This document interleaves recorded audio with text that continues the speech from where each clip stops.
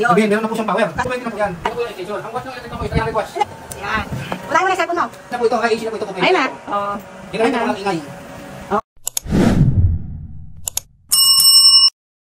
Ito yung inverter na sa bundok, camping, o run out, magagamit mo to. Sige, pakita mo. Kasi ito, 12 volts, ang output niya is 220.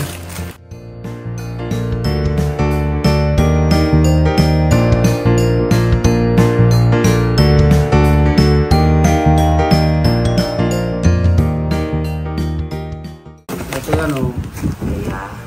Pag meron kayo nito, tsaka isang baterya, may sarili na kayong generator.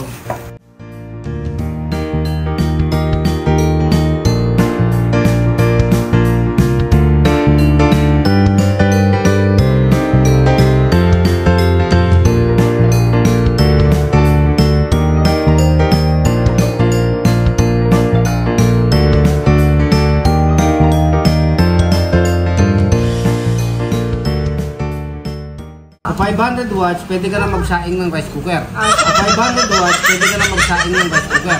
Sa 500 watts, pwede ka na magsaing ng rice cooker.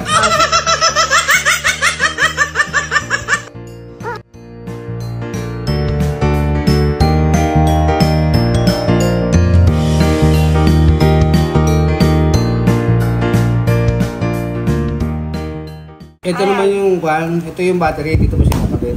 Yes, sir. Di ba yung e-bike, ganun kalayo natatakbo, layo, di ba? Oo. Kaya niya tumakbo ng 30 km, hindi pa malalobat. Ito naman, mas maliit doon ng konti, pero malayo rin ang naabot dito. Ito yung 12 volt. Pag-uwi ng kuya, yan ang gagamitin natin. Oo, yun. Hindi na talaga pong mabigat to. Kasi kwanto eh, purong tingga ito eh. Kaya, i-charge pa yan eh. Oo, ito pag ginamit mo ito, Charge muna. maganda ito, i-charge mo muna. Hindi siya Iuwi mo na ba ngayon muna para ma-charge? O dali mo rin ito i-charge? 50 watts. Sige. DC na po ito, AC na po ito, 220. Ayun na. Oo. Generator mo walang ingay.